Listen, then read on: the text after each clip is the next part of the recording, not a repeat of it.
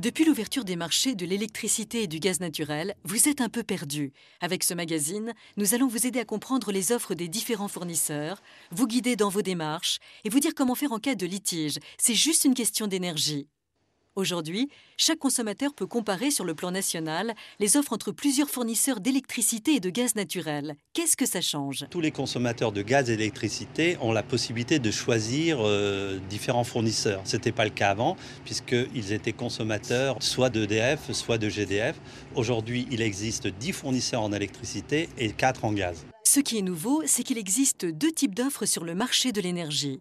Il y a deux types d'offres. Il y a les offres en tarifs réglementés dont les prix sont fixés par les pouvoirs publics. Ces offres sont fournies pour ce qui concerne le gaz par GDF Suez et pour ce qui concerne l'électricité par EDF. Pour les offres dites en offre de marché, les prix sont libres comme toute offre de marché et elles sont proposées par l'ensemble des fournisseurs de gaz et d'électricité. En effet, les offres de marché permettent aux consommateurs de choisir entre les différents fournisseurs d'énergie. Mais comment un fournisseur de gaz, par exemple, détermine-t-il ses prix ?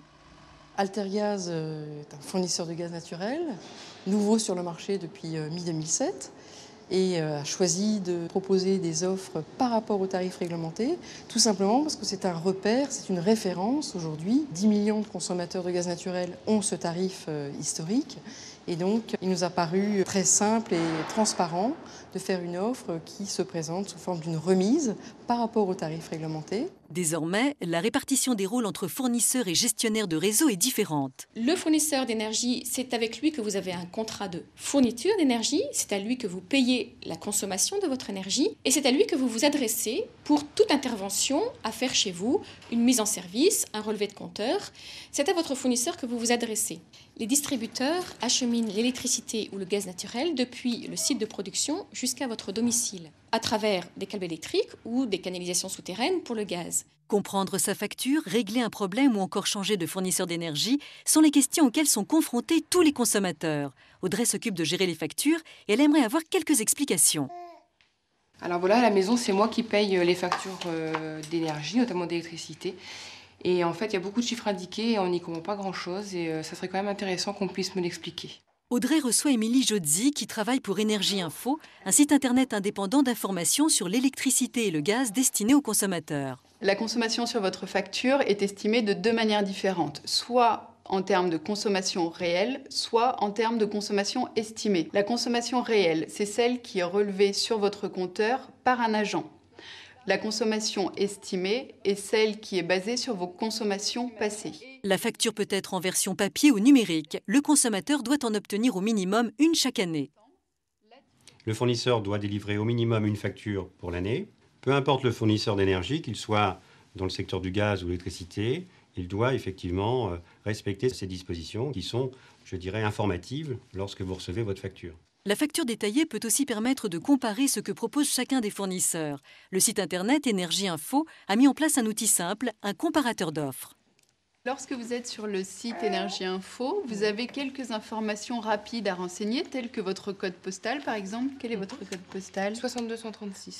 Pour ensuite accéder au tableau de résultats qui vous permet d'identifier toutes les offres disponibles sur votre commune. Jimmy habite un grand appartement. En regardant de près sa dernière facture d'électricité, il a été très surpris.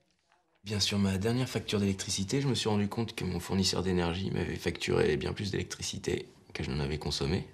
Et je me retrouve avec une différence d'environ 600 € par rapport à la dernière facture, alors que je n'ai aucunement changé mes habitudes. Patricia Fouché, juriste à l'Institut national de la consommation, se rend chez Jimmy pour lui expliquer les démarches dans ce type de situation. Dans le cas de Jimmy, il faut s'adresser au fournisseur. Donc la première chose à faire, c'est de prendre son contrat, sa facture, pour voir ses identifiants. Ensuite, obtenir les coordonnées donc, du service client, le contacter par téléphone. Et si Jimmy n'obtient pas satisfaction par téléphone, il va pouvoir dans un deuxième temps s'adresser par courrier au fournisseur.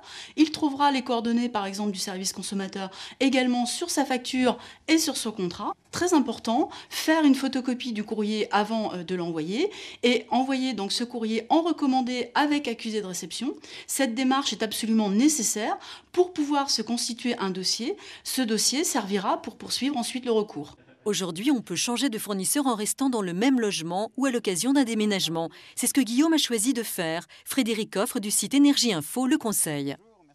Lorsqu'on déménage comme Guillaume, la première chose à faire est de résilier ses contrats de fourniture d'électricité et de gaz naturel avec ses anciens fournisseurs. Pour cela, il faut que Guillaume contacte ses fournisseurs pour leur indiquer qu'il déménage et leur demander de résilier ses contrats le jour de son départ. Au moins 15 jours avant d'emménager, prenez contact avec le fournisseur d'électricité que vous avez choisi pour souscrire un contrat prenant effet à la date de votre emménagement. Changer de fournisseur en restant dans le même logement est encore plus simple. En souscrivant un nouveau contrat, la résiliation de l'ancien est automatique, comme le souligne Catherine Decaux de l'association de consommateurs Famille Rurale.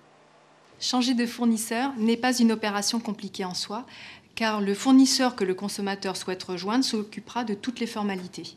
En revanche, il faut bien préparer ce changement, car il doit être adapté à vos besoins, en particulier par rapport à la puissance qui est nécessaire et aux heures d'utilisation des appareils.